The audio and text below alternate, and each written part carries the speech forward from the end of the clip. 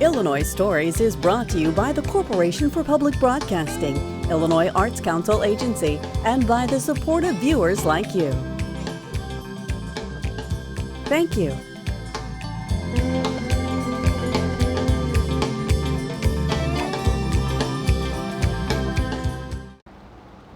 Hello, welcome to Illinois Stories. I'm Mark McDonald in Quincy at the Illinois Watch Company. A lot of people in Quincy have known this place as, for the last 15 years, as a place to get your watch serviced. But thanks to a national publication called the Horological Times, it is also becoming known as the place to get your limited edition special US-made watch. And this is why we're here today. This is the Illinois Watch Company prototype of their new build. They call it a build, don't they, Craig? Yep. Isn't that right? And very few, I guess, very few American companies actually assemble their own watches anymore. It's a rare thing, isn't it?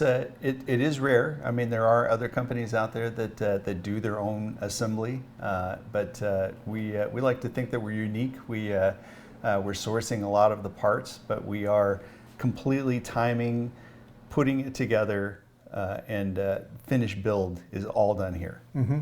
It's really a beautiful thing. As you can see, it's got a real bold face on it, and the Illinois Watch Company engraving it's big and bold, and you really know where it came from. Yeah. It's inspired by the Illinois Watch Company logo that's on this watch is inspired by a logo that was on an 1880s 18 size pocket watch, and we took that inspiration and we cleaned it up a little bit and we made it a little bit smaller. Yeah. and then we put it on this watch.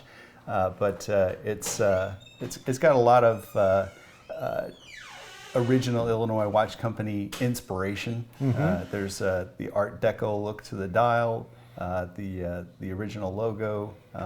It's just going to be a wonderful watch to own and keep for years and years. We'll learn more about the Illinois Watch Company as we go through the program, but sure. You've been a watchmaker for a long time. What inspired you to want to do this? Well, after I started doing watch repair in 1995, and I did an apprenticeship out in Denver for a European master watchmaker.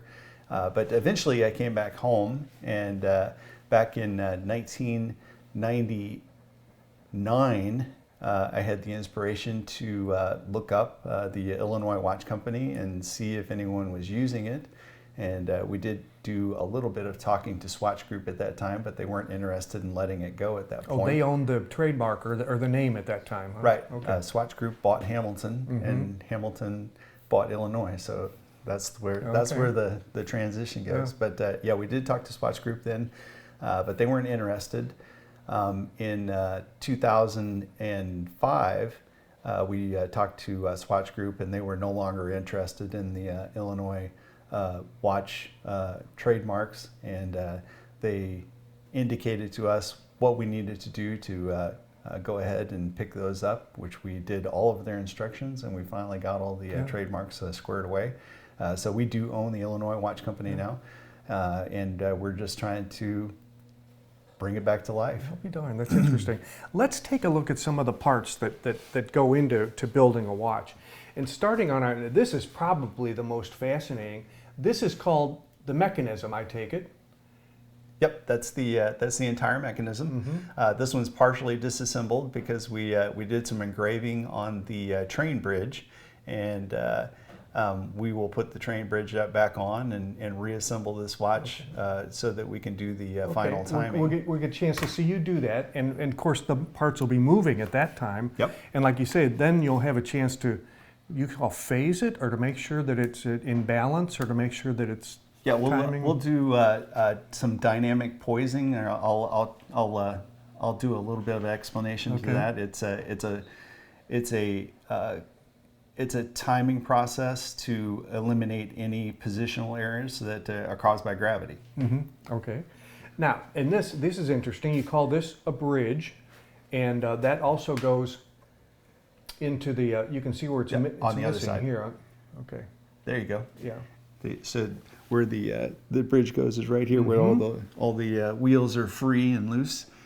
we took that off there, and then we'll put it back on and make this watch run again. Okay, and then as we look at the prototype, we can see this is called what, the case, I guess? That's the case. And crystal? The crystal is the clear part, and then the crown is the piece on the outside. Okay, and that gets engraved too, doesn't it? The crown gets engraved with an 1880s inspired IWC logo that Illinois Watch Company used to use on their mechanisms on a very weird tin size. And this is called? This is the dial, and we actually custom designed these, and a company down in Tulsa made these for us. They're one-off. There's not any others like them. And how many of these are you building? How many of the first run? The first run of this watch is going to be 200 pieces, and these are uniquely serialized. They do not have a sequential serial number. It is a random serial number, and we are going to sell the first piece of production randomly in the 200. So somebody's going to buy the first piece, and the random number's already been chosen. So somebody may already have bought it, because you've sold a few, haven't you? Yeah, we're at about 12 right now. Somebody may have bought it, or somebody may not have bought it. It's like I said, the random number's already been chosen, and we're not cheating. It's going to be sold. You're taking orders, right? You're taking orders for it. We are taking orders. And of course the strap, or the these also come to you from, where do these come from? A company in Florida makes these for us, Hadley Roma. And I guess it's leather, isn't it? It is leather. And the leather itself then becomes, it's also engraved, isn't it? Also engraved that. And you'll get to show us how you do the engraving process. Yeah, very fascinating. We'll go through that. It's kind of cool to watch if you've never seen it. The Illinois Watch Company has an interesting history in this part of the state. In Springfield, that's where the headquarters was for 40 some years, I guess, about 40 years. They were one of the biggest watchmakers, thanks to railroad pocket watches. They were making railroad pocket watches, many of them. One of the biggest makers in the country, weren't they? Yeah, there was a couple of points that Illinois Watch Company was making over 100,000 watches a year. And they had over 2,000 employees. They had, hundreds and hundreds of workers. They had a dial production department. They made their own dials, and they had dormitories. They had their own observatory, which for a short time was federally mandated Central Standard Time. So the observatory at Springfield was the official time for our time zone. Yeah, this would have been in the heyday of the company after they expanded. This was about as big as they got, but you could see that it's an immense operation. Yeah, it was a huge factory, and the little building there with the dome on it, that was the observatory, and there are all kinds of crazy things so for the standard time, there were 2 chronometers, and they were in one little room, and there was heavily regulated who could go into the room and how long they could stay in there, because your body temperature would change the temperature in the room that was regulated enough to change the time that the watches were keeping. So it's so back in those days, heat and cold was a big thing for regulating a watch, because the watch would get hot and cold, different temperatures, and they had a 2-part bimetallic balance, so that the balance would actually change size as it got hot and cold to regulate it. And we have beryllium balances now, and they're not affected by temperature hardly at all. Now that we know what goes into the building of a watch, you agreed to sort of give us a speedy demonstration on how it all comes together. Could we do that next? Yep, we're going to do a crash course in watch assembly. Craig, you look real comfortable in this position. You look like you've been here before, several times, huh?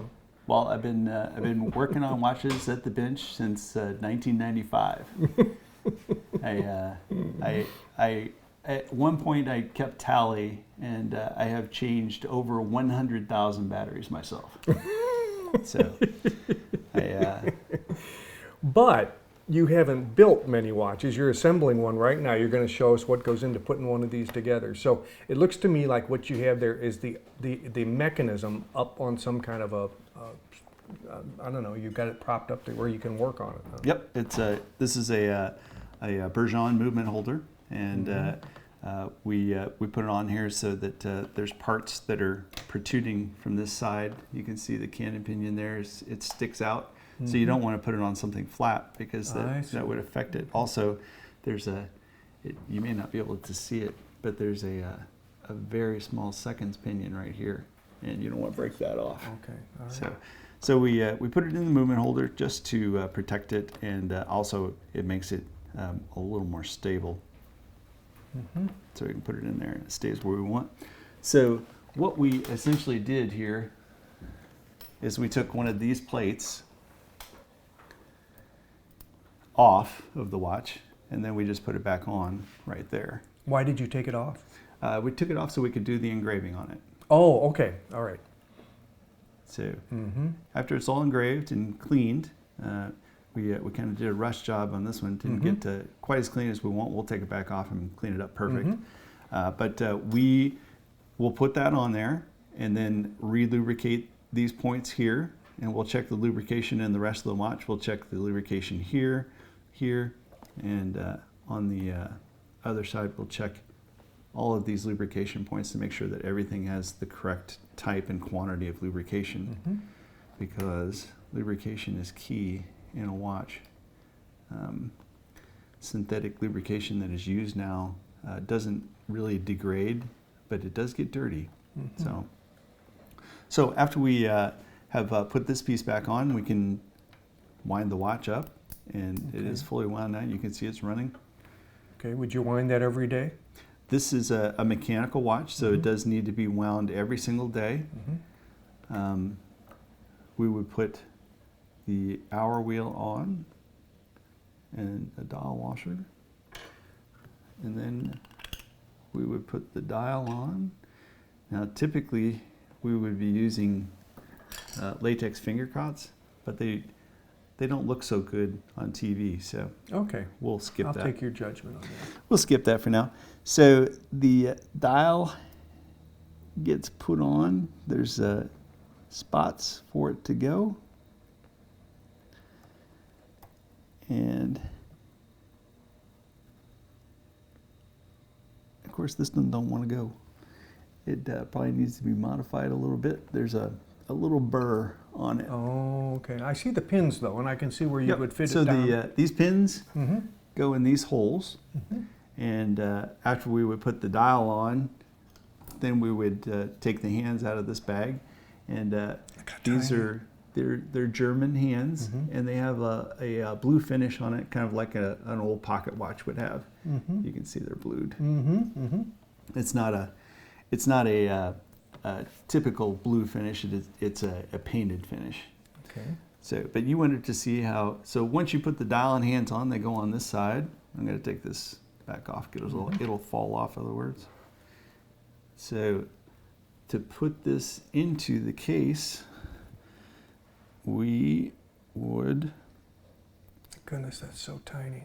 Unscrew that, and this is the stem, and this is what holds it in place inside the case.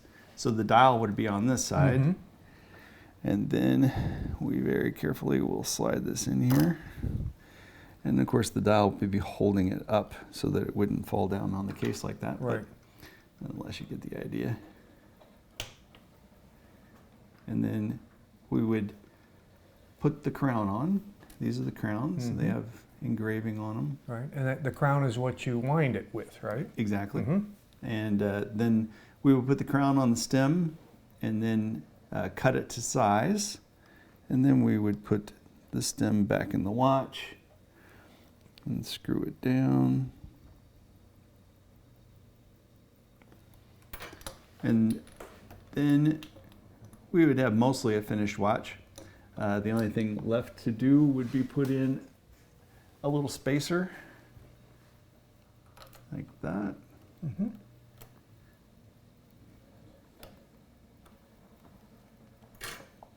Got to be lined up, of course. Mm-hmm. So the spacer goes in, and then the case back goes on. And that gets Does that screw on? It gets screwed on. Mm-hmm. This watch is water resistant to 3 atmospheres, so that's about 99 feet. Wow. So it's relatively water resistant, Mm-hmm. Even though it doesn't have a screw down crown or anything. One of the things that we wanted this watch to have is a screw down case back because it's a tighter seal. And then of course we would put the case back crystal and gasket in. So this is the crystal, and these are the gaskets, and the gasket would go in, and then we would press the crystal right in there. Mm-hmm. That way, you get the really nice, if you want to hand me the prototype, you get the really nice see-through back so that you can see the mechanism. That is beautiful. You can see it running, and it's definitely a conversation starter when you can show the back of your watch and say, oh, look at that. That's never stops. It never stops. Yeah. So that is the down and dirty how you assemble a watch. Of course, there's a lot more to it. We do quite a bit of timing adjustment before we put it in there, yep. And of course the dial fitting and the hand fitting. We make sure that everything is perfectly straight and level, yep. and that the hands are not going to touch the crystal, which is this part. Mm-hmm. So we don't want the hands to stick up and touch Mm-hmm. the crystal, yeah. which will affect the timing, and we don't want the hands to be down, and they'll touch each other, Mm-hmm. Mm-hmm. and that'll affect the timing also. Yeah. So we got to have nice and straight, perfect hands, and no obstructions with the dial, because there's a hole here, that seconds pinion that I showed you a little bit ago. It comes through there, and then the second hand goes on that. So you want to make sure that second hand is not touching the dial, and also the other hands are not going to touch it. Now you have a process here of making sure that the movement or the mechanism is weighted correctly. Is that the right way to say it? So no matter which way gravity is pulling the watch, that it's weighted correctly. Right. What's that called? It's called the timing position, or adjusting for positional errors, but it's called dynamic poising. Poising. Okay. And these watches, our specification is that they need to have 5 seconds or less of variation between 4 positions. Mm-hmm. And I can show you over here what the 4 positions are. So this is a timing machine. This is what we use to do our dynamic poising. It's all very helpful because it actually tells us where to make any adjustments. But for most watches, the 4 positions of timing is dial down, which is the position it's in right now. And then this would be dial up. Mm-hmm. And then we have pendant down. So this is also called the pendant, the stem. Mm-hmm. And then we have pendant up. Okay. So your watch most of the time is in this position or this position. Mm-hmm. Now, as well made as this watch is, the balance is a moving part. It's spinning back and forth, and gravity will affect this if there's heavy spots in the balance. Now, it's perfectly true and it's straight, but there's usually heavy spots in the balance. Mm-hmm.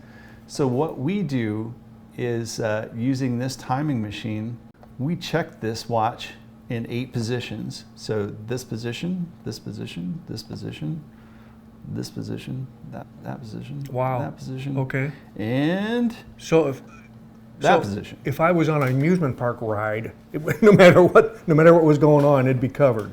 Yes, spinning upside down or whatever. It would be covered. But, okay. So what that does is it checks how this watch is running in all those positions. Mm-hmm. And this Weechi machine that we have hooked up to it, mm-hmm. it is very intelligent, way more intelligent than me probably. But it will tell us if there's a heavy spot on the balance mm-hmm. and where the heavy spot is at. Okay. So what we do is we take the balance which is this part here. So the balance is this bridge and this piece that's spinning back and forth. Yeah. We pull that out, and then on the back of the balance, we will make a very, very, very small drill mark. And we use these drills to do it. These are carbide drills, and if you can see, way out here on the end is how small the little drill spots we're going to make. And when we make the little drill spot in the heavy part of the balance, it affects the timing in all the positions to correct it, and that way we get our less than 5 second. That's remarkable that you can remove that little bit of metal with that, just enough to correct it. Well, and it's beryllium and other metals for the, and it's very hard. So these are carbide, and wow. The reason I had the little cover on is carbide is very, very brittle, and it'll break super easy. Very expensive too. They can be. This one we made ourselves. So, wow. A little bit of engineering. Craig, I think we discussed earlier, there's the box that the watch comes in. Yep. And then there are like 5 places on the watch that get engraved Illinois Watch Company. And of course you have to engrave the serial number on there too. So there's all of these, some of these parts are very small and some are a little bigger, like the box, for instance. Right. And you have a laser engraver on premises that you use to do that. Yep, we do all of the laser engraving ourselves, and it's a very quick process once you get it started. It goes pretty quick, but the getting it lined up and everything put into the computer is, of course, the part that takes the longest. Right. And so now you've got your box all set up and you've got the laser where you want it. So what happens next? So next I just start it, and don't blink because it goes very fast. You ready? Yep.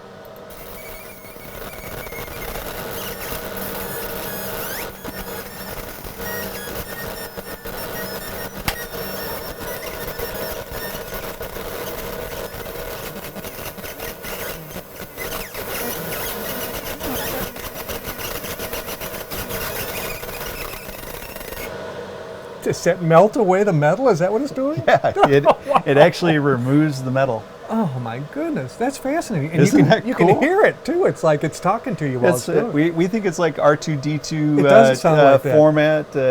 I don't know why it makes that noise, but it is actually the laser cutting the metal that's making the noise.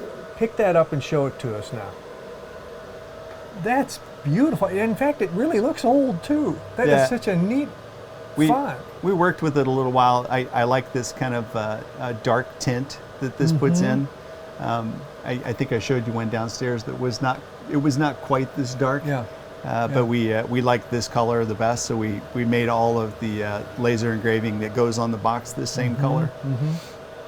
So when you engrave the little tiny pieces, that's a little trickier to set up, I guess. But it's a little more tricky, but we have everything in the computer already. All of the settings are set, and all we have to do is place the part on the table and adjust the height. The height is the only thing that doesn't adjust automatically.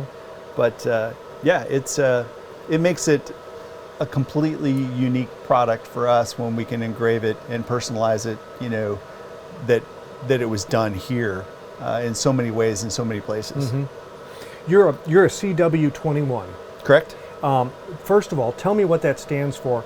And you told me a story earlier, and I love it, but it has to be short, about that week that you went to go get your certification. Sure. So the CW21 is a certification that's issued by the American Watchmakers and Clockmakers Institute, and it is the hardest certification to get in the U.S. It is a 5-day exam, and on the first day is a 3-hour short answer examination, just a test. So no true false, no multiple choice, all essay questions. And then after you complete the 3-hour test, then they give you an automatic watch, an automatic chronograph, a pocket watch, and a quartz watch. And you have the rest of the 4.5 days to clean them, take them apart, clean them, reassemble them, fix the errors that are introduced into them, and make the watches run back to factory specs by the end of the day on Friday.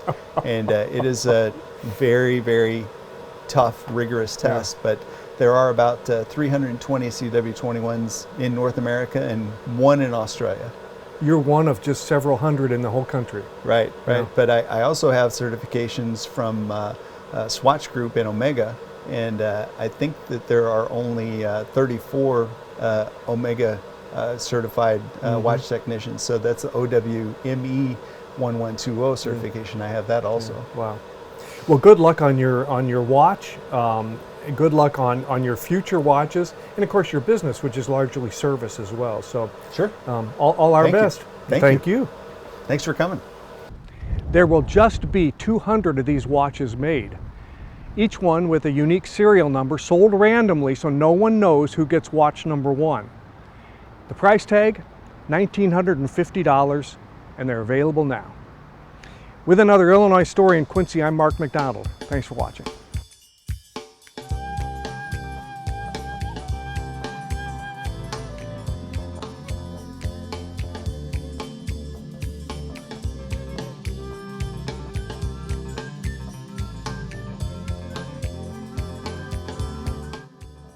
Illinois Stories is brought to you by the Corporation for Public Broadcasting, Illinois Arts Council Agency, and by the support of viewers like you. Thank you.